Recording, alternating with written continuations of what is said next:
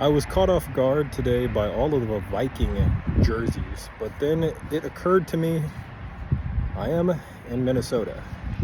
Yes, I'm in Rochester, Minnesota, and I'm waiting for not one, but 2 weekends of high quality chess, I hope. I'm coming off the beaten path in Illinois, and well, I know I've turned my chess training up a whole, 360, like a whole notch. And I think I will be in incredible shape to try and go on a 10-game winning streak before I head out west to try and pick up some more dubs and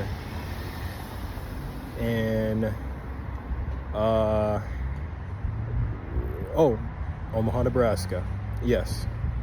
But I was thinking today about playing the Caro Kann, and I tested it out, and weirdly enough, although it should not be weird at all because the Caro Kann and the French defense are quite similar, but weirdly enough, I played the Caro Kann today, and I followed some theory, and I really didn't practice the theory much, but I was pretty good at the position because the accuracy of my game was about 92%.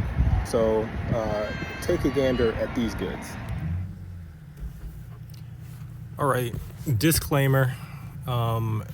It was a blitz game, and the blitz game was actually an 82% accuracy as opposed to the 92 I stated. I think I was referring to maybe a blitz game that I played very well but still ended up losing, probably on time. That was from a similar position, but I was impressed with the game nonetheless. Anyhow, I'm gonna check the progress or this interesting line out just to make sure that it follows the advice given to me by my sources I cannot reveal due to preparation secrecy. So we have the advanced French and this line bishop g5, which is basically baiting a gambit, because normally this move bishop g5 will disrupt black's development, and normally the the player with the black pieces thinks of this move as something that is in desperate need of punishment. And naturally, a move like queen to b6 is the go-to move. Now, the issue here is the gambit, which from experience, I've really just played the gambit from the white side. Don't take the b2 pawn. It is poison. Basically, white gets to develop all of his pieces, and he gets to make threats after like bishop to d3. I think there is even some lines where black allows the queen to take the rook, but is so devastating in terms of development and pressure that black just is losing. So I'm very aware of that because I used it a few times successfully with the white pieces. So my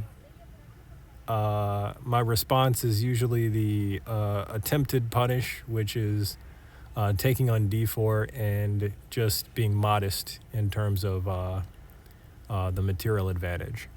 So we have bishop to d3, and instead of taking on b2, not that I even want to look at it, we have queen takes on d4, knight to f3, and I think my sources had an alternative line that I'll take a look at very shortly, because I feel like I went a little bit too far. So instead of knight f3, or instead of queen takes on d4, we're going to back up and we're going to take a look at this. So the recommendation is not queen takes on d4, definitely not takes on b2. It is bishop takes on d3 first. So this will simply go into my mental database of how to improve on this system. So after queen takes on d3, and actually I'm pretty sure that queen takes on d4 is a line. I don't know, it might even be just as good as the recommended option, but this seems easier to play. So queen takes on d3, queen comes to a6, natural move from black, because on a lot of these lines with h5, before bishop to g5, the queen often comes to like a5 or b6 to try and trick that endgame with queen to a6. So I don't think white has an answer to queen a6 in this variation, so it seems like it's an improvement. So queen to a6, queen to f3 definitely keeps the queens on the board. Endgame is not ambitious for white. And after e6, we have e2, and then pawn to c5. Is that the advice? Well, I think there's more to this. So after c5, we'll toss in the rest of this suggestion. c3 makes sense to maintain his central advantage. And then... no way. Oh, I thought I made a mistake here. We have knight c6, knight d2, and it's pretty much like playing an advanced French, but without the bad light squared bishop, which honestly, I really don't care about the bad light squared bishop, but because I know, having played the French as long as I have, I know how to fix the bad light squared bishop. It's sort of the difference between short-term planning and long-term planning. That's the difference between, or that's the perception of the light squared bishop with the Caro Kann and the French. If you're very well prepared, you don't even see that as an issue. So anyhow, knight g to e7, knight to b3, c takes, knight f5, target the backwards d pawn. Then we have castles kingside and bishop to e7. Is that enough? So far, Big Blick's play does not need any explanation. All his moves are absolutely logical. Agreed. All right, and there's my fix for this line within the Caro Kann Advanced, the Tau variation, that is the dangerous 4h4